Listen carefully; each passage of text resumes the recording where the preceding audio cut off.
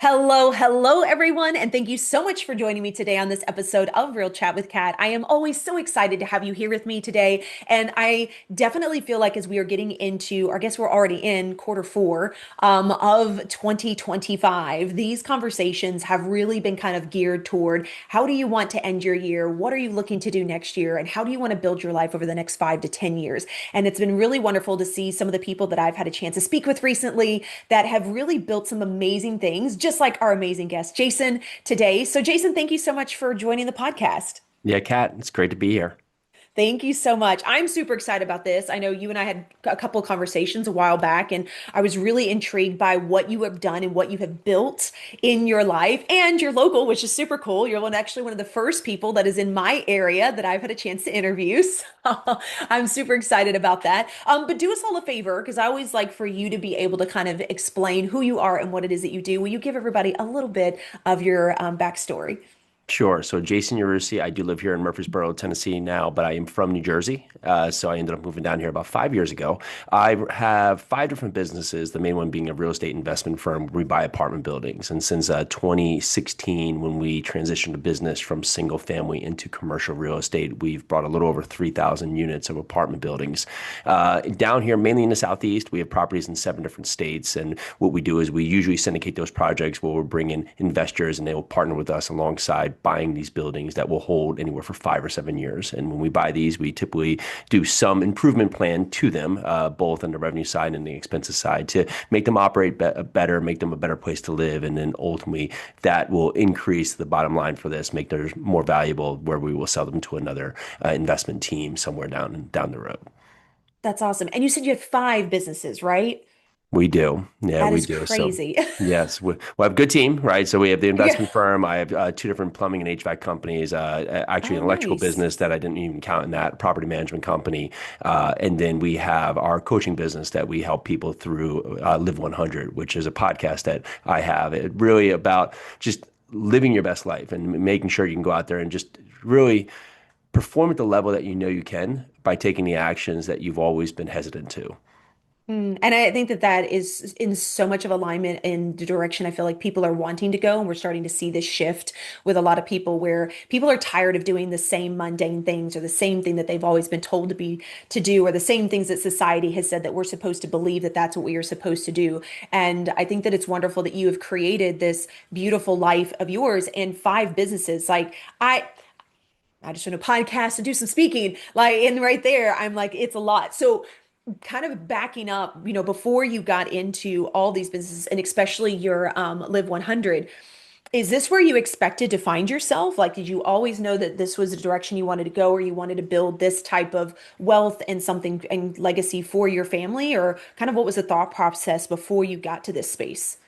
No, not at all. The simple fact would be it would be very easy to say that this would be the path that I would be on, right? But all the lessons that I've learned, and many times you go into a part where you're leading to what you want or leading away from what you don't want, and we get stuck in this pattern where we do something each day. It's like we're touching the stove each day when the stove is hot, but we keep doing it, right? And that becomes our life, Hmm. and we get stuck in this pattern of routine of habits that you just say, "Oh, I guess this is it. I guess this is what I'm supposed to do," and then you are almost scared to go after what is possible because you can understand the downside because that's where you are, but you can't understand the upside. And so you'll say, well, it's better to stay where I am because it feels safer than going out there and just trying something new. And so during my high school and even like junior high, like my formative years, I just had a lot of things happen that were just, I lived in just a middle class town. It wasn't like a war zone. Like it wasn't all this crazy stuff. But, at 13, lost my friend to a boating accident. At 14, another friend committed suicide. At 15, a friend on the football team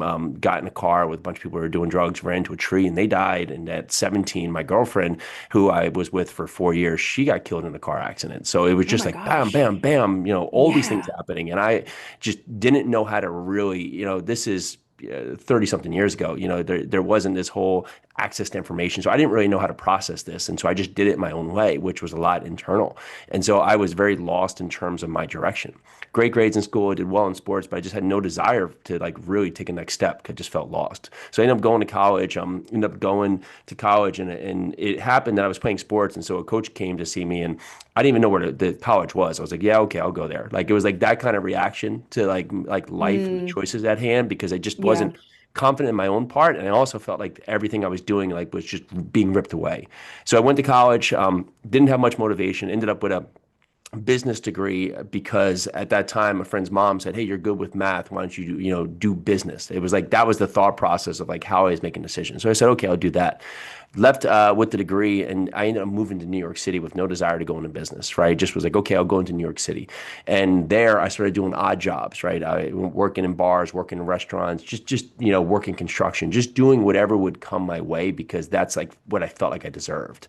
And lo and behold, a few years into it, I just hated where I was. I didn't like what I was doing. I didn't like the results I was getting, but I continued to do that, right? I was doing chaotic things, getting chaotic results, and then asking why.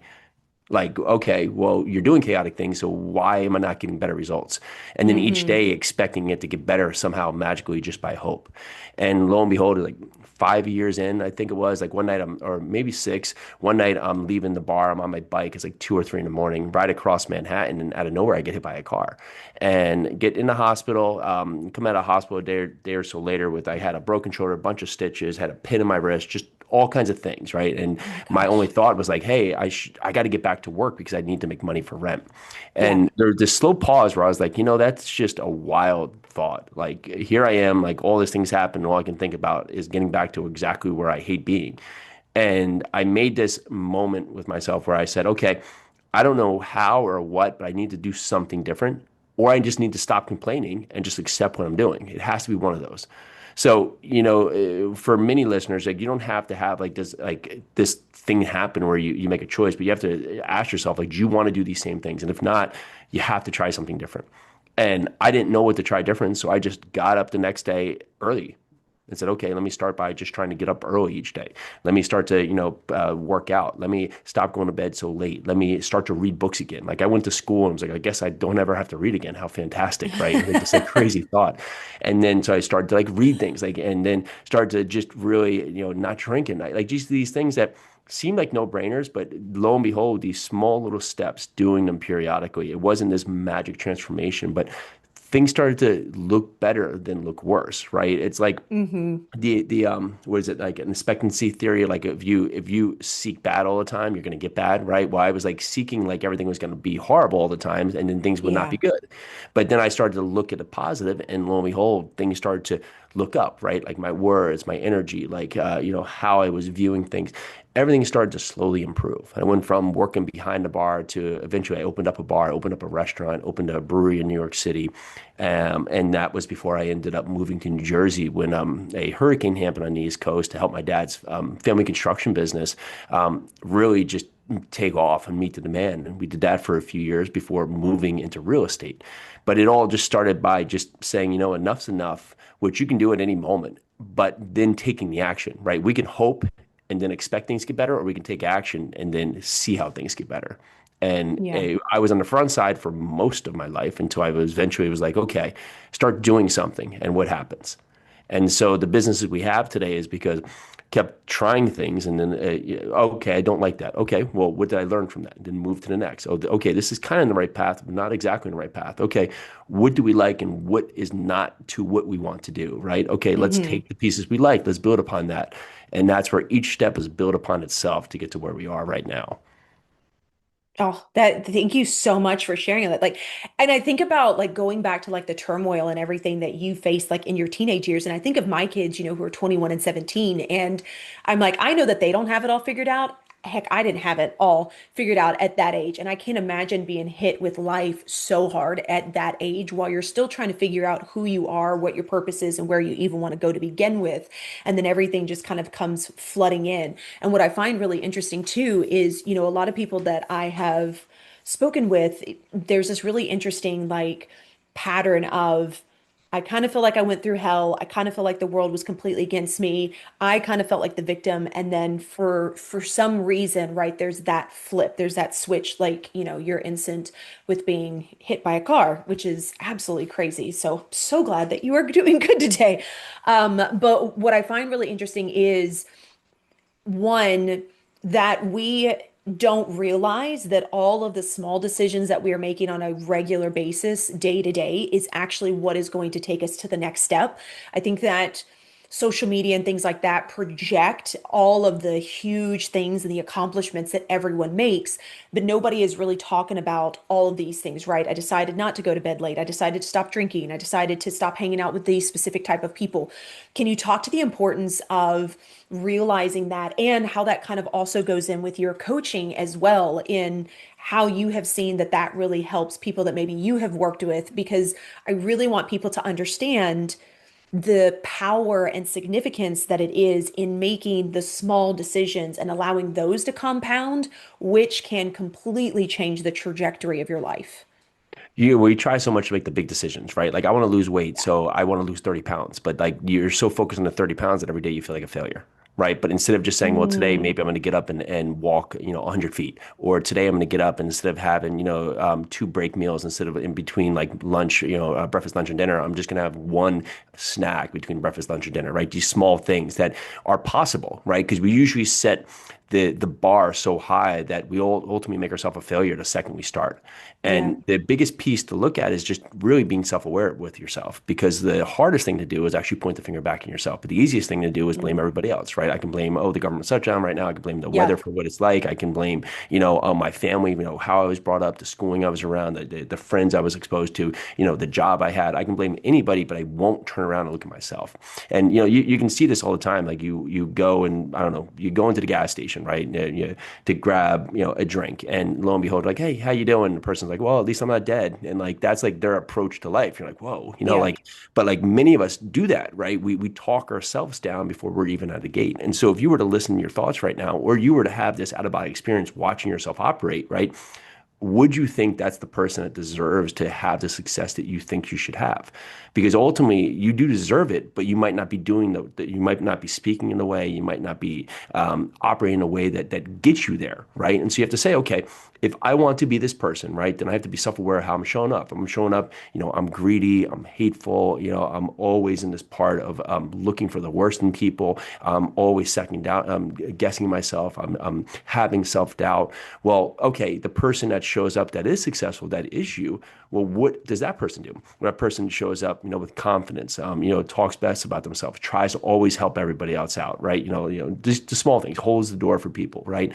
Okay, so what is the shift from the person you are today to the person you want to be? What's that first step you have to do? Well, that stops talking in negatives, right? Oh, I can't, I won't, I'm dumb, I'm stupid, right? Hmm. Whatever that part. Well, I can. Why not me? Let's just try, right? All those things, they don't sound like a lot, but when you just put in there, you start to create optimism. If the initial thought is always, I can't, well, what if you just said, let me just see if I can figure it out? Those two things right there, maybe you still won't be able to do it, but at least you're going to try. And with that, you start building confidence that every time you see a roadblock, it's not actually a roadblock, it's just a detour along your path. And you say, okay, little detour, which honestly was not expected, but that's life, right? If we had the perfect path all the time, sure, then we would say, okay, everybody would be exactly where they want to be. But you get to the Yeah. road, you get to the destination by the road you're on, and the destination is that short-lived moment when you're there. But then you have to take the next trip. Yeah. And you went back a couple of times when you were talking about the language that we speak as well. I would love for you to elaborate on this one because even myself, for the longest time, like I didn't really see myself as like a negative person, but what I didn't realize was all of the like small little things that I was saying to myself that ended up having this huge adverse effect on what I allowed myself to accept or not accept, or the opportunities that passed me by because I wasn't open to looking for them, right? If I didn't see it the specific way that I had it laid out for my path, like I plan on doing this and I plan on getting this job, and then something came out of the blue, it's almost like it felt like it wasn't real or it wasn't meant to me. Or, we always hear that if it's too good to be true, like, right? And I've learned to like completely disagree with a lot of those perceptions, but I was that person for, for years that, if I did something I was like, well, God, you're so stupid, like you should know better, right? Like it's really interesting the way that we speak to ourselves and the way that that has such a weight in the direction that we make decisions for our lives. So how do you feel like, again, those small things, the language that we use, how do you see is that having an impact on the life that we are currently living today, whatever level we're at? You ever heard of get to a no when you're selling stuff? Yes. So like that's a common part is that as a salesperson, right? All you do is sell all day. And if every time you hear no, you're dejected, you're defeated, right? You've lost all hope, right? Well, you're gonna have a very short life as a salesperson. But if you look at a no as a way to a yes, then you can understand, right, the value in the no. Because the worst thing Hmm. to get is a maybe, because it's not a no or a yes. But if you start to look at the no's you get, and every four no's leads to a yes, well, then what are you going to do? You're going to have more conversations because the quicker you get through four no's, you're going to get to a yes, right? And that's what we look in life is the first time we hear no or we have something go wrong, we just stop because we assume like, well, should have known it wouldn't have worked out, right? Or we take our Yeah. feedback from people that aren't really valued in giving you feedback. Like if I was to say, oh, today I'm going to go start a business, right? But then I go and I survey, people around me, and I go survey my uncle who's worked at the same factory for 45 years to retirement, never had any other job, did the same exact thing each and every day to retirement. I said, hey, I'm going to start a business. What do you think? It's probably going to be negative feedback because that person sees safety in the one thing that they always did, and anything outside of that seems risky, right? So you have to make sure that you put the value in your feedback, both with to yourself and both from others in a way that it's conditioned to have a filter to it. So when you think of your words, right? There are times to be hesitant, right? There'll be times to be, if it was like, oh, let's go, skydive off a bridge. Okay, there can be hesitation there. But if it's like, okay, I want to go and start a business. Well, instead of just saying, I'm stupid, I've never done this before, like, oh, I'm going to fail, right? Well, you don't have to take the risk just to say today you did this, tomorrow you go fail. There's so many steps along the way to ask yourself, okay, what can I do to build confidence to see if this is the right way? Okay, what's my product? Who's my customer, right? What would be my avenue of getting this product to market? What would be this marketing? All these things you could start building behind you to start building confidence to see if there is some, feedback to you that helps you understand if this is the right path. But usually we just tell ourselves that it's just not going to work without Hmm. really any proof or any experimentation along the way. And when you start to do that with your mind, with your thoughts, it gives you a way that you start to build confidence because instead of just saying it's not going to work with no value behind those words, you say, okay, this isn't going to work now that I've seen it, right? But what I have learned that if I structure this in a different way or I present this in a different manner, right, both in my mind and my thoughts, that is an avenue. And so it's basically testing. Mm. And you have to test within yourself all the time and just continue doing that because it gives you confidence by the actions. The confidence doesn't come by thinking it through. The confidence comes by trying and understand that when you tried it, may not have worked exactly right, but maybe it's a whole different avenue, right? Maybe it's something else that you've learned from it. Yeah. I think that's the biggest thing is finding the lessons in the things that we consider failures. One of the things that, I really try to be aware of now is the language that I use when I'm talking about stuff like that, right? So if I have something that doesn't work out in the direction that I want it to, I do my best to not see it as a failure. I try to see it as like, okay, well, cool. So I learned a lesson. What did I learn from it? What is the direction I want to go? How do I want to shift this or move it this way? Because we're constantly learning. And like you said earlier, if we were all on like the perfect path, we wouldn't learn anything. So you would honestly end up being the same person with the same mindset and nowhere to actually go or grow because everything is so simple. And I know that sounds crazy, but I think about that, with all the things that I've been through and that my kids have been through over the last 10, 15 years.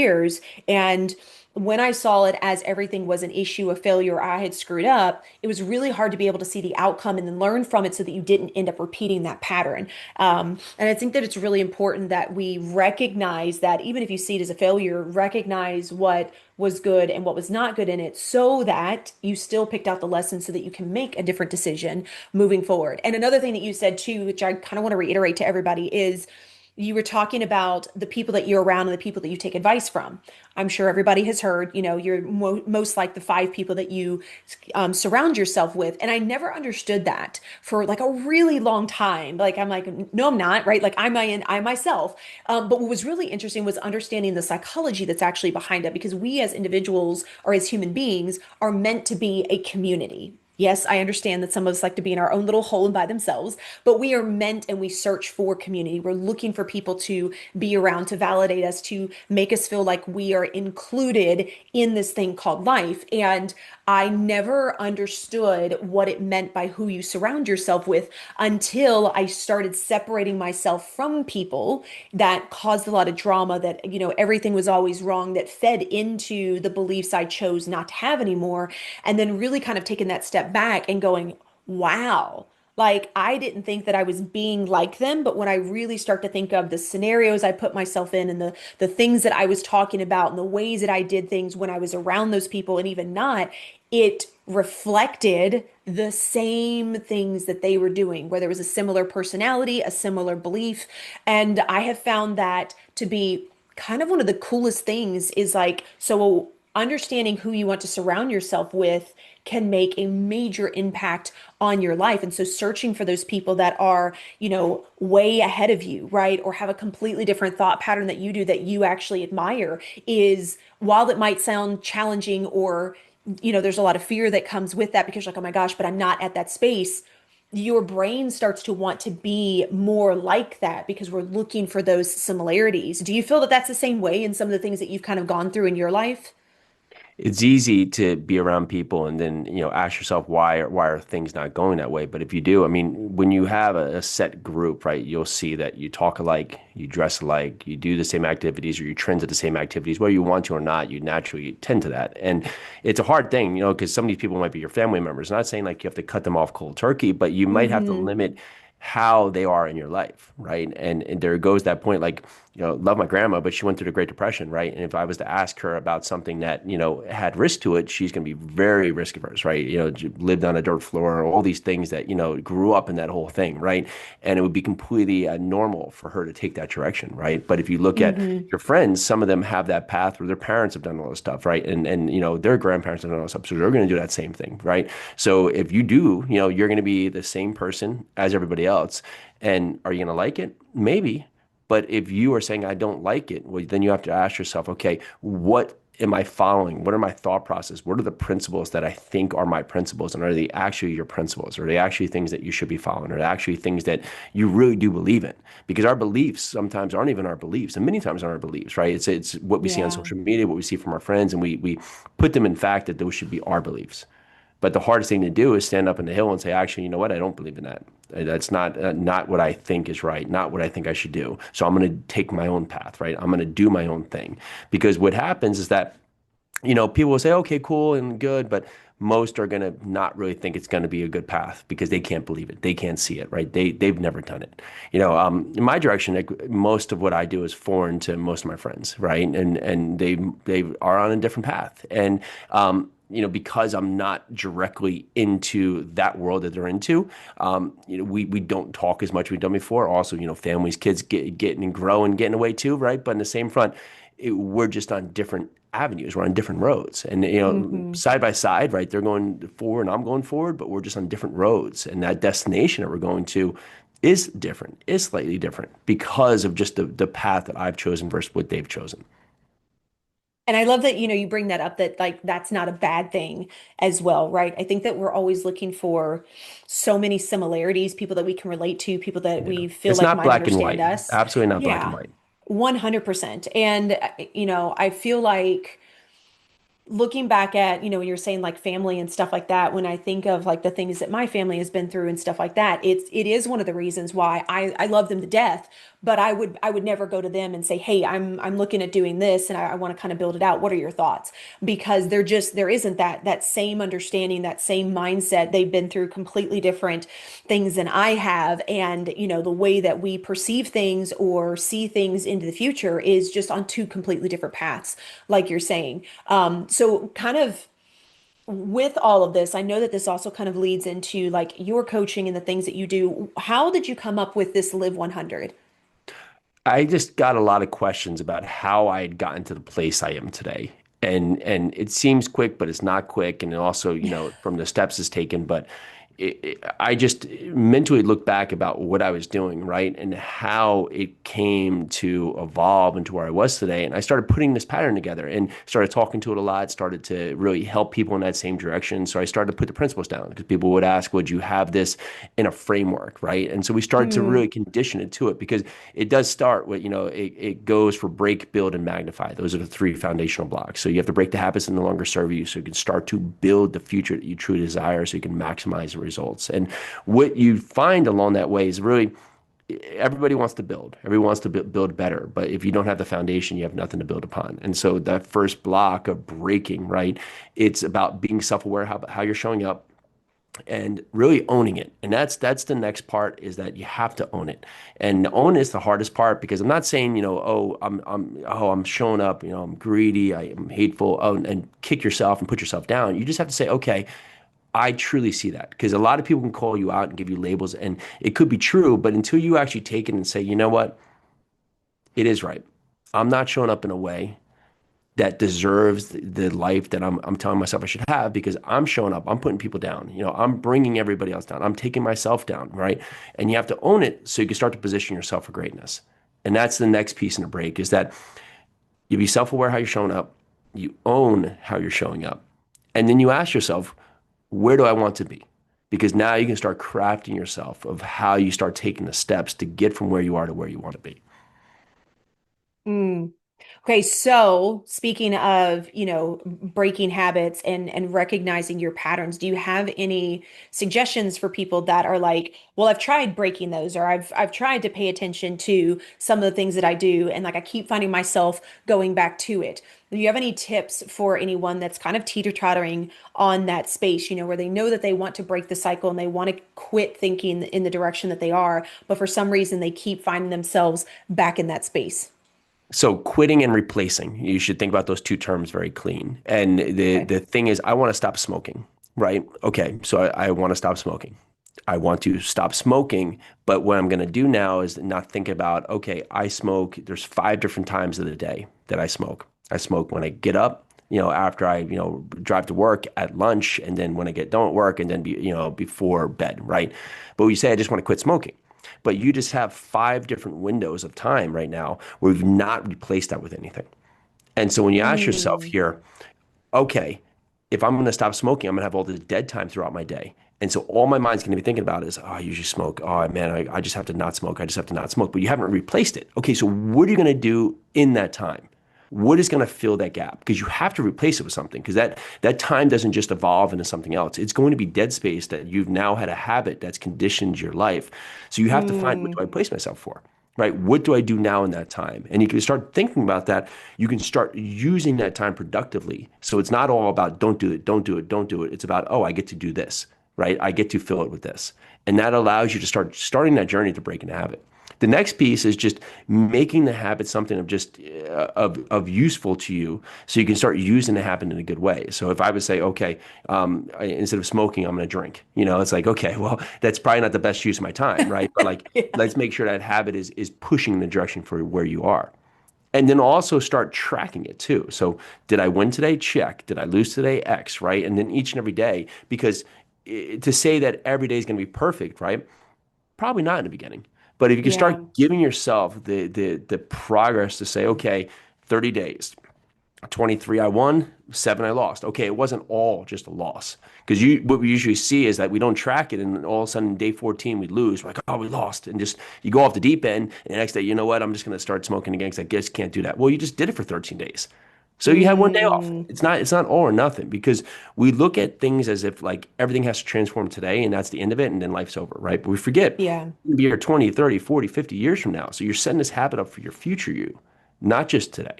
And you have to do it slowly and productively.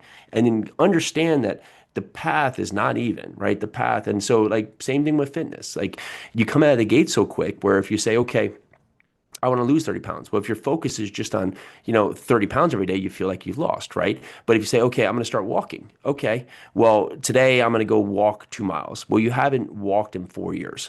And so you're like, okay, now I'm going to walk 2 miles. Like you're already setting yourself up for failure. I did this one time where someone was having trouble walking. We just set up like, okay, each day you're going to walk one more mailbox.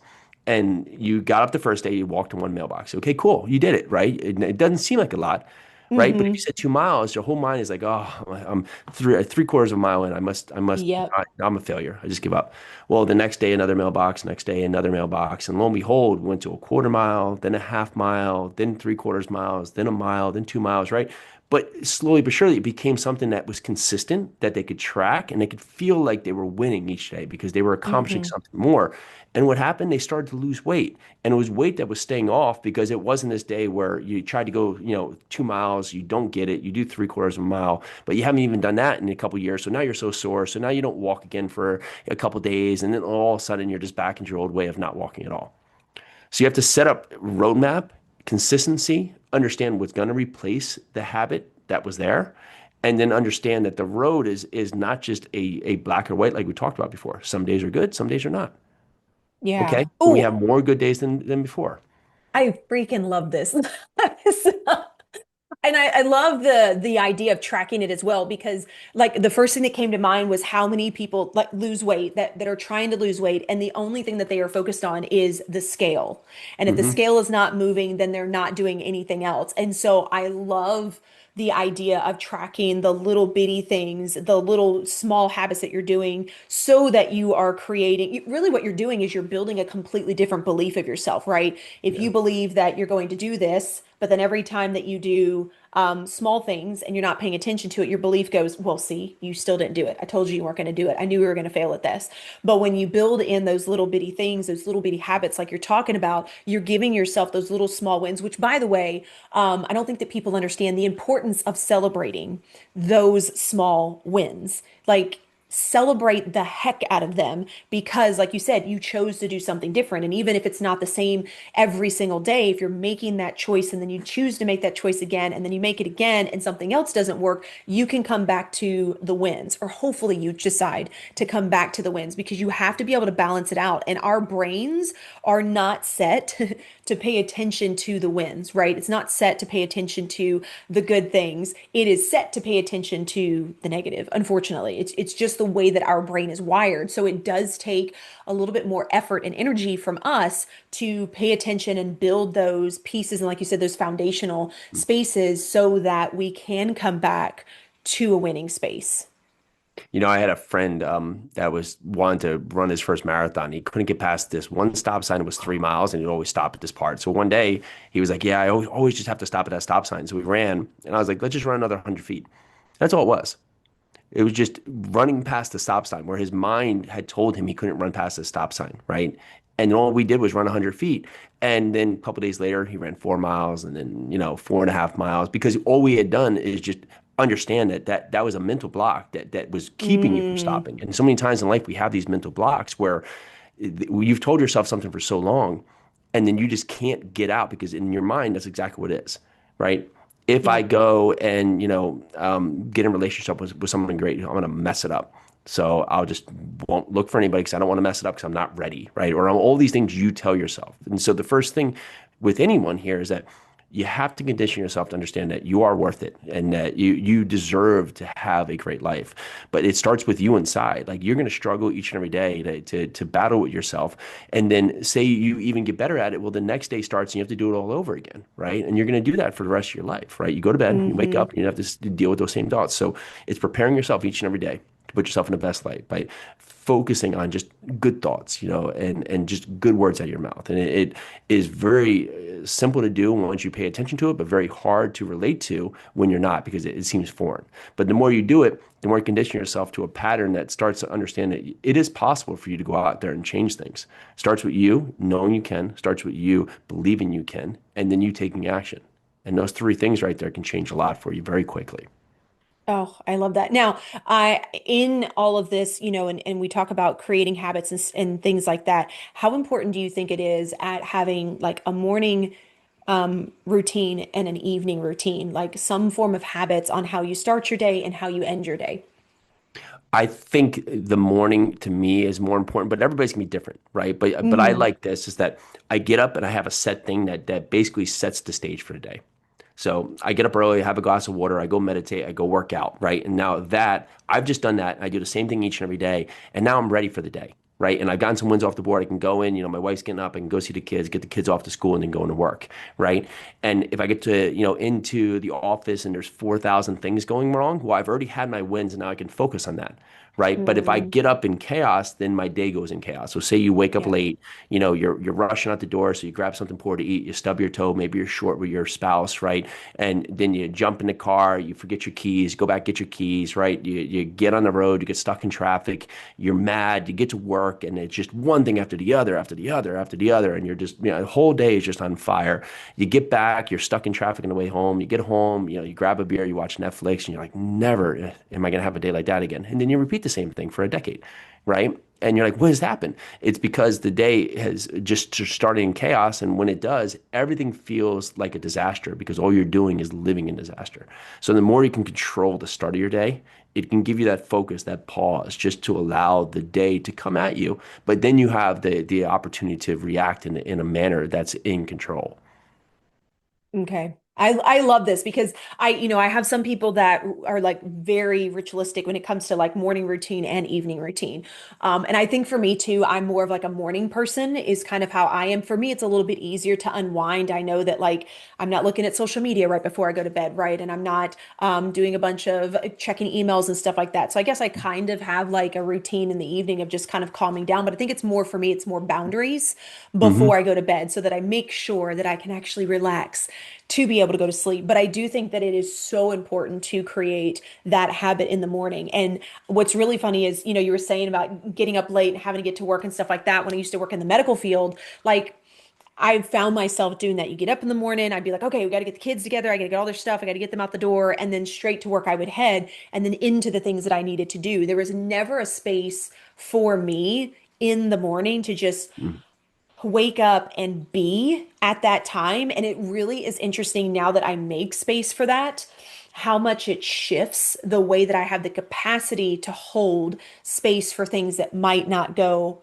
exactly how I want them throughout the day, right? Because life is life. Even when you shift your perspectives and things are going better, like crap happens. It just is what it is, especially when you have kids, right? But the capacity that I have to be able to hold that versus being so reactive to it has completely flip-flopped from the way that it used to be. And I find myself having the moments to be able to say, okay, this is not how that was supposed to go, but I see this, and now I can actually see the solution where I feel like you were saying, when we wake up in chaos or we wake up to just start the day immediately or wake up and scroll and things like that, you you turn your brain into this chaotic, mushed space, and it doesn't have the ability to have any clarity. And because it does not, it's hard for you to have clarity when you actually need it in the times of the day when things do happen. Yeah, you can't separate the urgent and the important, right? And it's like Yeah. every day is just everything is yeah, like everything's a fire when most things aren't fires. And so you treat everything as like a fire because you're out of control. And when you're out of control, everything else seems like out of control because it's just one thing Yeah. compound onto the next, compound onto the next. And when that happens, your life feels like a train wreck, when in fact it's not. Like most listening here have a fantastic life compared to many, and on that front, but we think we have a horrible disaster of a life when in fact there's just a couple of things going wrong. And because we're not being able to control ourselves, we can't actually focus on the things wrong and then look for a solution because it just says everything's a disaster. So, my life's a disaster. No, it's Mhm. not. There's a few things that aren't going to let's say they're not meeting the narrative that you thought they would. Yeah. So if you can get control of what you have right now and then look at those few things and identify them, then you start writing down, okay, this is a problem that is something I can solve instead of just saying it's a problem, right? Okay, so what's the Mm, solution? You start looking at the solution and you start getting a roadmap to get to the other side of this problem at hand. yeah. And I think that it also goes back to what we were talking about earlier, right? Which is the words that we choose to use. One of the things that I used to find myself doing was if a few things happened, like stuck in traffic, had a bad patient that I was dealing with, or something like that, it'd be like my day sucked. Yeah. Now it's I had a moment. So I've Hmm. completely shifted because you do it, you create your own narrative, you create your own story, and your brain is going to believe whatever it is that you're telling it. And then it starts to like black out or delete, right? All the things that weren't so bad. And it becomes so much easier to be like, yeah, this day sucked and this day sucked. So this whole freaking week has sucked instead Yeah. of saying, like, this was just a moment. Like, I Yeah, had a really one bad crappy thought. moment. Yeah, yeah, Yeah, one one bad bad thing thought. can just ruin everything, right? It's like having a cup of like just a cup of water, and that cup of water is all of your good thoughts. And then you have a cup of black coffee, and you just take a pin drop of black coffee and put it into the water, and the whole water's distorted. Like that's how like our mind works with negativity. And that's Hmm. why it's so strong and it's so important to focus on the positive because negative can like you get cut off in traffic, right? And that could like ruin your weekend. And you're like, maybe that person was like on the way to the hospital. You have no idea, or just didn't even see you, like, right? But like that one Yeah. little thing can like ruin your weekend. And it's not even a big deal. But we let those events where like everything could have been great. You could have had the best week ever. And like these little things are like, oh, can you believe this happened? And it's like everything's ruined over something that really is something you can throw away. And the more Hmm. we get back to really say, okay, no, that happened. Okay, no big deal. Let's just move on to what's positive. Life just gets better. Yeah. Yeah, and just for anybody that's listening, we're not saying that you're not going to have crappy moments. We're not going to say that you can't lose your temper in a moment if somebody cuts you off and you're like, Mhm. like the emotions are natural. That's normal. You should have that.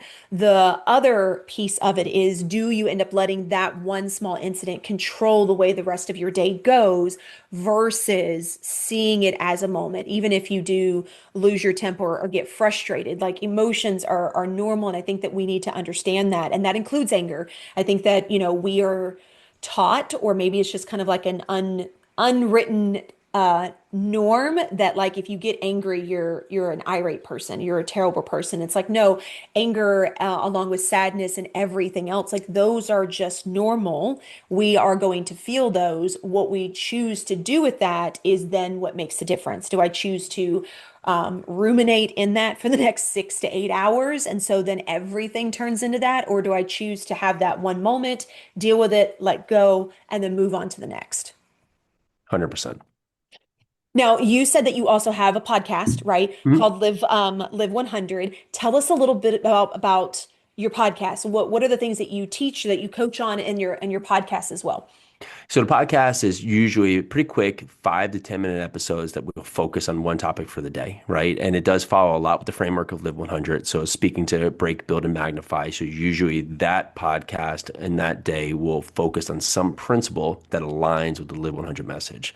And want a quick action and an actionable, right? And you get out, you leave with a message, but you leave with a takeaway and something you can implement right away. I love that. And I love that, right? Like quick actionable steps. Yes, I know, everybody, my podcasts are super long, but that's okay. Hey, it has a place too, right? It does, So, right? I yes, also just love to talk, so it just is what it is. But so where can everybody find you? How can they follow you? How can they sure. learn more about all of this? Yeah. So you can find me on Instagram at Jason Yarusi. You can find the podcast and pretty much where you'll listen to podcast. And if you want to learn more about real estate, yarusiholdings.com. Nice. I appreciate that. And of course, we'll make sure we have all that information in the show notes. So we'll make it super simple for you guys to find it. We'll link the podcast in there so you guys can go and take a listen to that as well. I think it would be a really great routine, right? To start your morning with Let's something like go. that if you don't have a routine yet. Jason, thank you so much for joining the podcast today. Is there Thanks, anything Kat. that you would like to leave the audience with? No, this has been a great talk, and I hope listeners take the action because that's the next piece. Don't just keep learning, take the action and learn from the action. 100%. Oh, thank you so much, Jason. I loved all of your insight and knowledge that you're sharing with everyone. So thank you so much for joining me today. Thank you. Yeah, to everybody else out there, we should have been taking notes. I know that everybody is looking to start their 2026 in a different way, in a different light. And I understand that there are so many things out there that it becomes very overwhelming, or you feel like there's this mountain that you have to climb in order to shift the way that you want your life to be. And I hope that you have learned from this podcast today that that's not true. You can start with the small, actionable steps. How are you going to shift those habits? What are the things that you think that you want in your life now? And are you open to seeing where that leads you so that you can always continually start to see, I enjoy this, I don't enjoy that. So you continue to plow that path that you are wanting to live in your life. So until next time, do one thing positive for someone each and every day and see the difference that it makes in your life. Catch you later.